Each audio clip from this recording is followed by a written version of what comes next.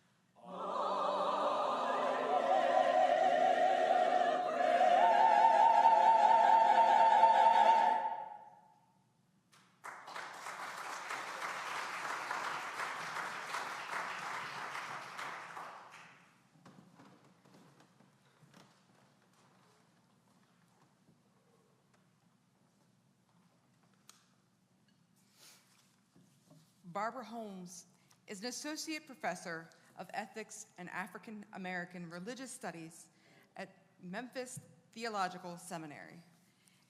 An accomplished attorney as well as an ordained pastor, a theologian, she is the author of Race and the Cosmos, and a book about Barbara Jordan, a private woman in public spaces. Reverend Holmes often writes for Richard Rohr and the Center of Action and Contemplation. We will listen to an excerpt from Joy Unspeakable. Joy unspeakable, it is not silent. It moans, hums, and bends. To the rhythm of a dancing universe, it is a fractal of a transcendent hope, a hologram of God's heart, a black hole of unknowing. For Africans in bondage in the Americas, joy unspeakable is the moment of mystical encounter, when God tiptoes in the hush arbor, testifies about divine suffering, and whispers in our ears, "Do not forget, I taught you how to fly, on a wing and a prayer. When you are ready, let's go." Joy unspeakable is humming, "How I Got Over It," after swimming safely to the other shore of the swollen Ohio River, when you know you can't swim. It's the blessed assurance that Canada is not far. That Canada is far, but not that far. For Africana members of the invisible institution, emerging Black church, joy is unspeakable, practicing freedom while chains still chafe, singing deliverance while Jim Crow stalks, trusting God's healing.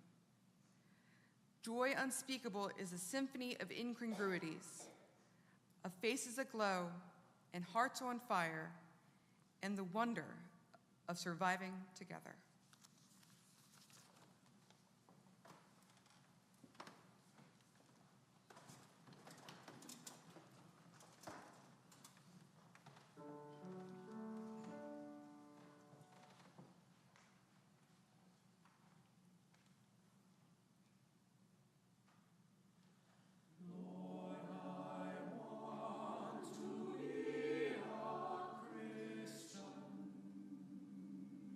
Christian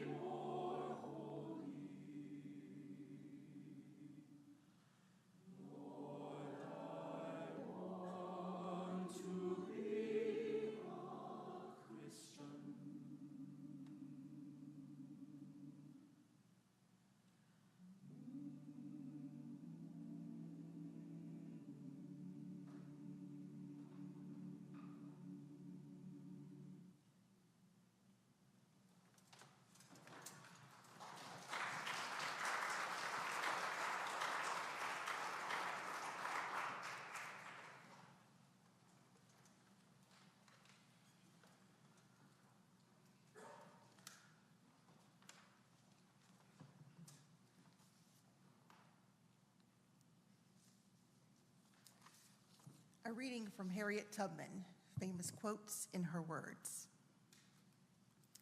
Born into slavery, Harriet Tubman was an American abolitionist with legendary courage.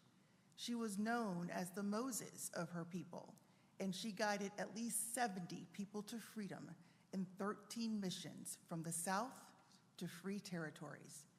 In addition, during the Civil War, she led the Union forces during the Combahee River Raid, which freed over 700 people. I was the conductor of the Underground Railroad for 8 years, and I can say what most conductors can't say. I never ran my train off the tracks, and I never lost a passenger. 'Twasn't me, 'twas the Lord. I always told him, I trust you to lead me, and he always did. Lord, I'm going to hold steady to you. I had reasoned this out in my mind. There was one of two things I had a right to, liberty or death. If I could not have one, I would have the other. Every great dream begins with a dreamer. Always remember, you have within you the strength, the patience, and the passion to reach for the stars, to change the world.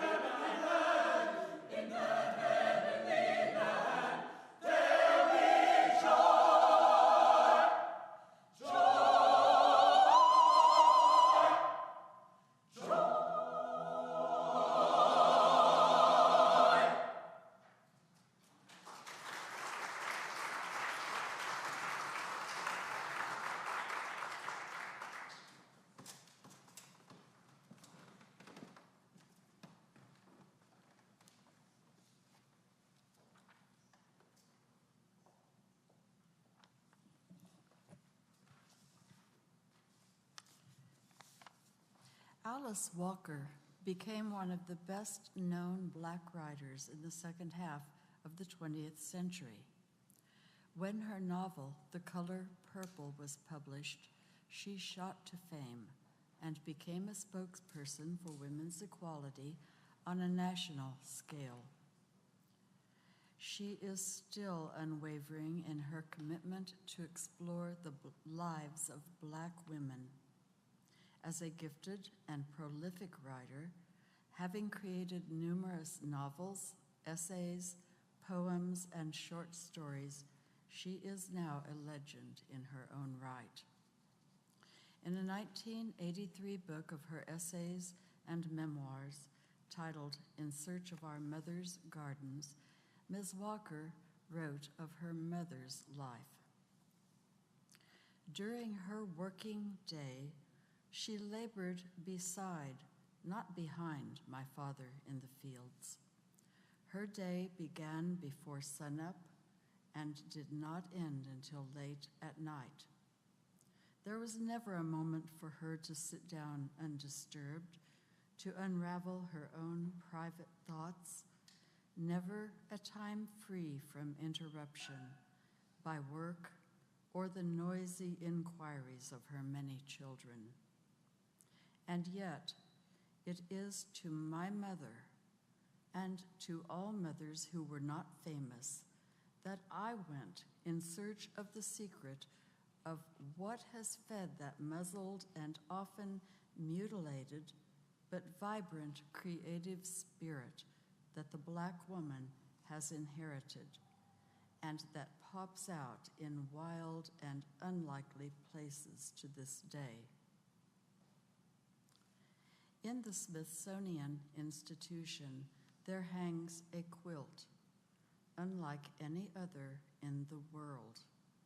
It portrays the story of the crucifixion. It is considered rare beyond price. It is made of bits and pieces of worthless rags.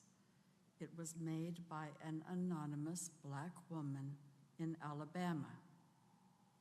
If we could locate this woman, she would turn out to be one of our grandmothers, an artist who left her mark in the only materials that she could afford, and in the only medium her position in society allowed her to use.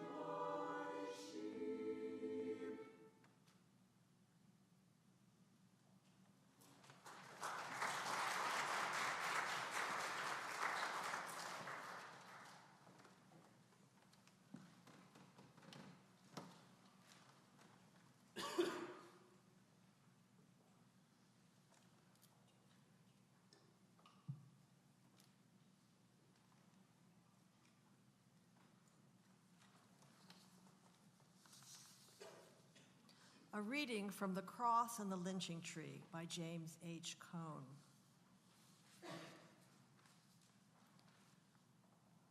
One hardly needs to comment on the significance of Dr. Martin Luther King. He is the embodiment of the fight for social justice in America.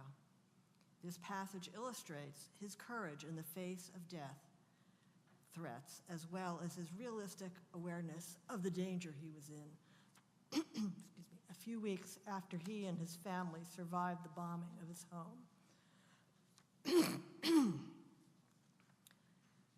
When a reporter asked him if he was afraid, King replied, "No, I'm not. My attitude is that this is a great cause. This is a great issue we are confronted with, and the consequences for my personal life are not particularly important.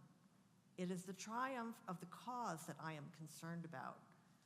And I have always felt that untimely, along the way of life of an individual, must stand up and be counted and ultimately face the consequences, whatever they are. If he is filled with fear, he cannot do it. And my great prayer is always that God will save me from the paralysis of crippling fear, because I think that when a person lives with the fear of the consequences for his personal life, he can never do anything in terms of lifting the whole of humanity and solving many of the social problems that we confront."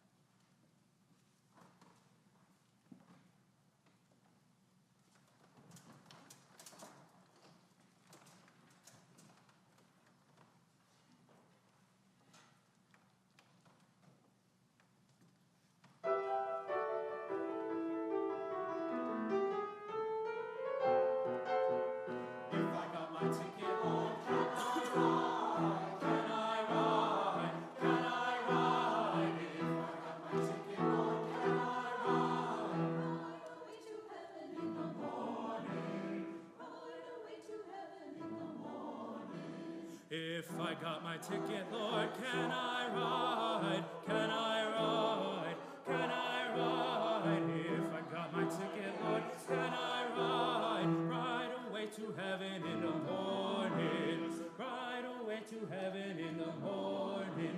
That gospel train is a-coming for me, and the promised land I'll gain.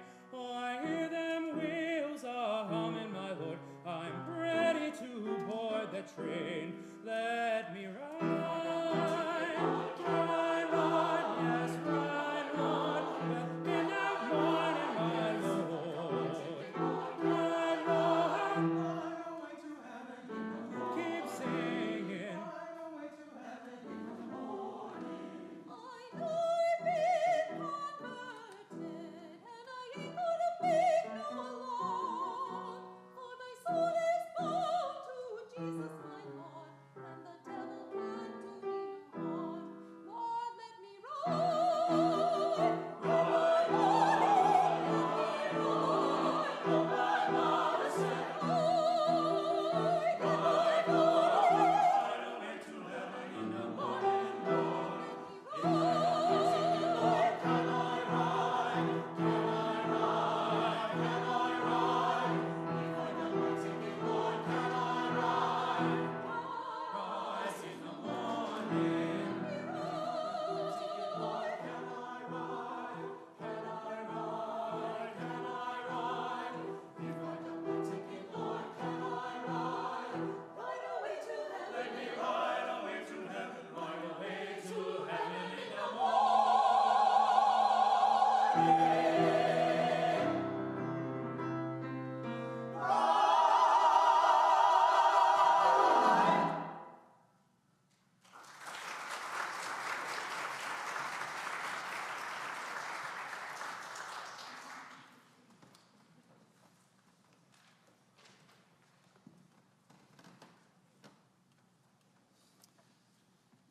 Near 40 local faith communities comprise the Interfaith Housing Initiative, whose mission it is to advocate for the construction of additional affordable housing in Greensboro.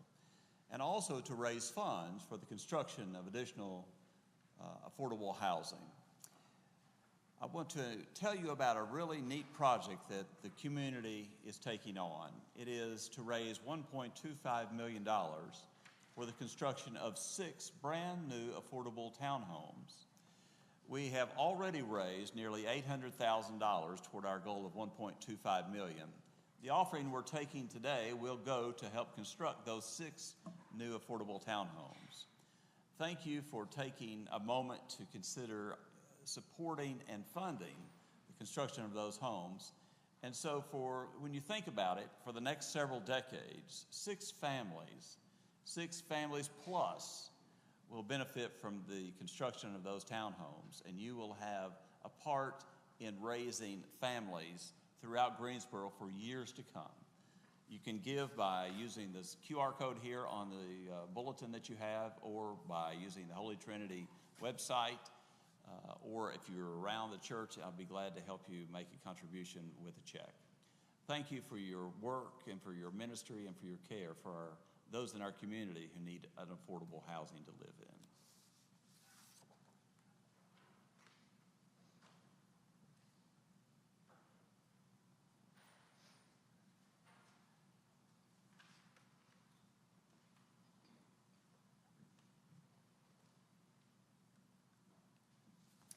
Cole Arthur Riley is a writer and poet, creator and writer of Black Liturgies, a New York Times bestseller and a project that integrates spiritual practice with Black culture. Born in Pittsburgh, they are author of This Here Flesh, Spirituality, Liberation, and the Stories That Make Us. Their writing has been featured in several publications, including The Atlantic and The Washington Post. They are curator of the Center for Dignity and Contemplation. An excerpt from Black Liturgies. For the ones who are hiding to survive, God of the shadows, we long to be seen. We're terrified to be seen. We find ourselves in rooms where, to belong, we must disguise and diminish ourselves, our bodies and our thoughts. Help us to reclaim the sound of our truest voice, learning to name our desires, our loves, our doubts, without apology. We can only pretend for so long. May we prioritize our own protection in relationships that demand a particular way of being or thinking or believing. Grant us communities who honor our thoughts, needs, and emotions, and liberate others to do likewise.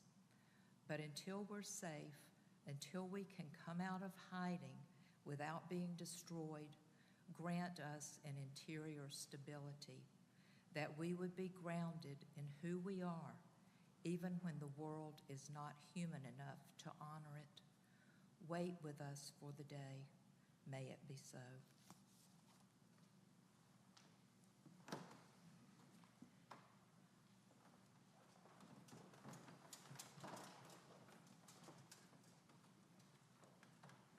Away,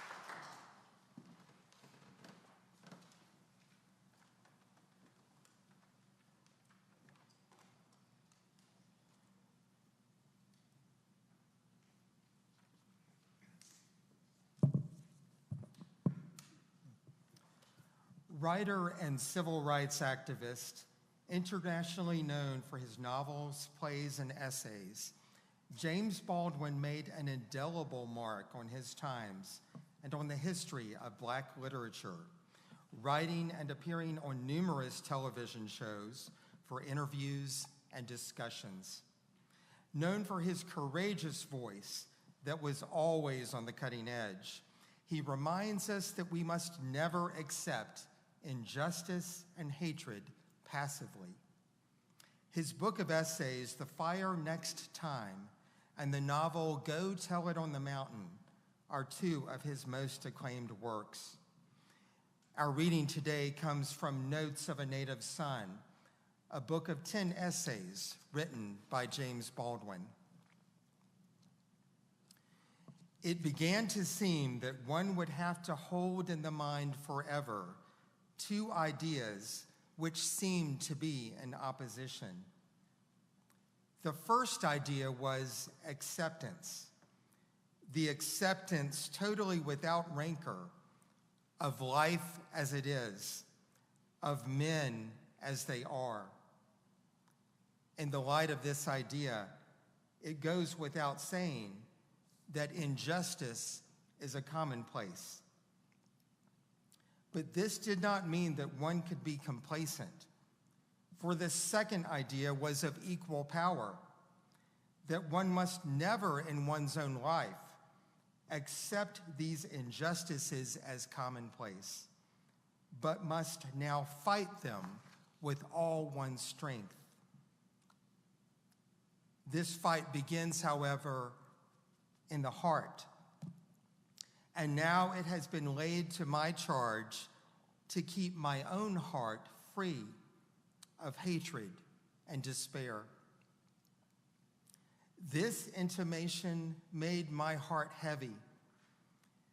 And now that my father was irrecoverable, I wished that he had been beside me so that I could have searched his face for the answers which only the future would give me now.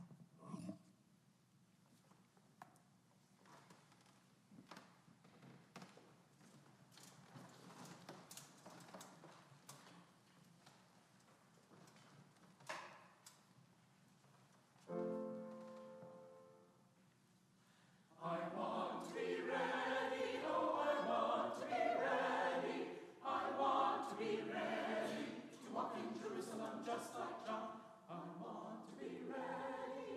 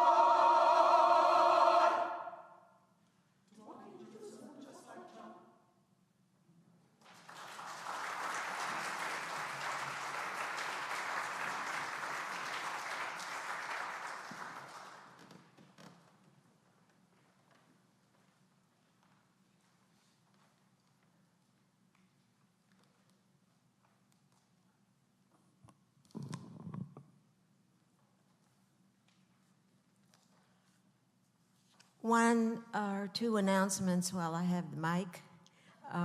As a member of the steering committee of the beloved Community Commission of Holy Trinity, I would like to, first of all, thank the choir. As you know, we devote our energies in the commission to anti-racism work, and this concert is a beautiful counterpoint for that work. So thank you very much, Ben.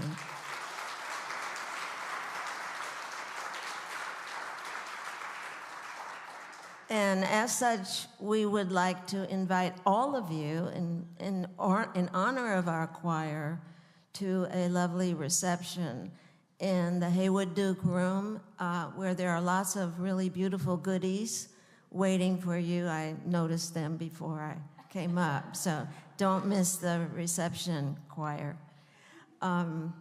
Let's see. I guess that's all I need to announce. As I am no stranger to Holy Trinity, I can only say that this poem that I'm going to read was from my book, A House of Gratitude, that was written during the COVID years, or the COVID lockdown in 2020.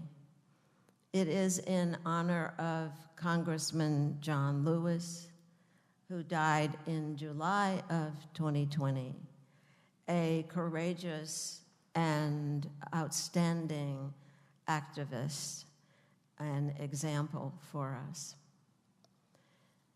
Can I Get a Witness? A parable of our time in honor of John Lewis. Once there was a man who owned a lantern. For a while it sat on his table unused. And then one day the man heard God say, "Can I get a witness?" And the man said, "I can witness for justice and peace." And the man sat down and waited for directions. And God said again, "Can I get a witness?" And then the man picked up his lantern and lit it. And he left his house and started down the road. He stood on a hill that looked around, and he saw cruelty and greed and injustice. And God said again, "Can I get a witness?" And the man with the lantern said, "Yes, I will witness," because he knew about justice, peace, love, and truth. And he said, "I can testify to that." And then he saw that there were many others with him, women, men, and children. And he heard God say again, "Can I get a witness?" And the man with the lantern said, "I will go to the bridge and cross over into the maelstrom of hatred and fear and walk toward understanding and goodness, because I know what is on the other side." And on the bridge, he was sorely tried, but he held his lantern high because his soul was anchored in truth and love. And he heard God's voice again saying, "Can I get a witness?" And on the other side of the bridge, he walked and walked and walked so that he could rebuild the birthright of all. And finally, as it happens to all of us, he grew weary, and God called to him one last time. And he handed his lantern to one of the many children who stood by his bed, and he said, "It's your turn. Go, be a witness. Cross some bridges, hold it high, and keep it burning." And he closed his eyes, and he rested at last. Amen. Amen.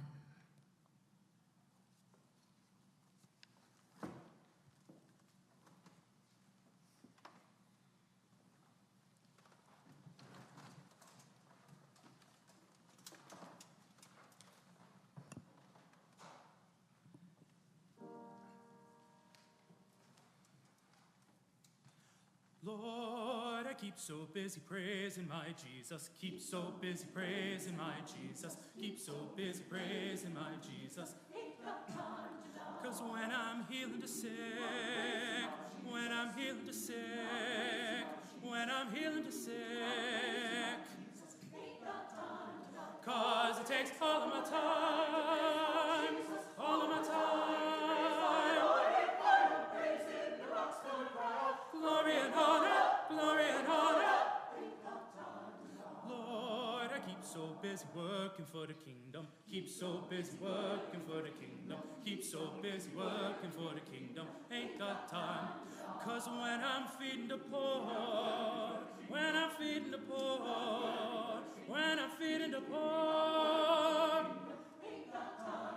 'cause it takes all of my time, all of my time. Glory and honor, glory and honor. Lord, I keep so busy serving my master. Keep so busy serving my master. Keep so busy serving my master. Ain't got time. 'Cause when I'm giving my all, when I'm giving my all, when I'm giving my all, 'cause it takes all my time, all my time.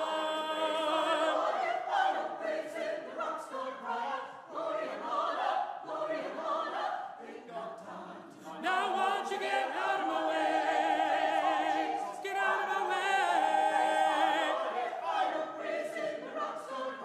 Glory and honor, glory and honor. Ain't got time to die.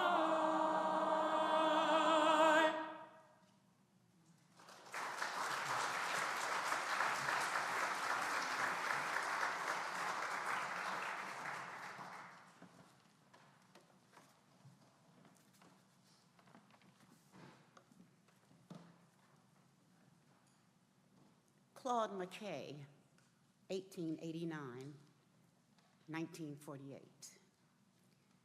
Festus Claudius Claude McKay, a Jamaican-born writer and poet, was a seminal figure in the Harlem Renaissance, 1918, 1937, and into the early 40s. His first collection of poems was completed in 1922.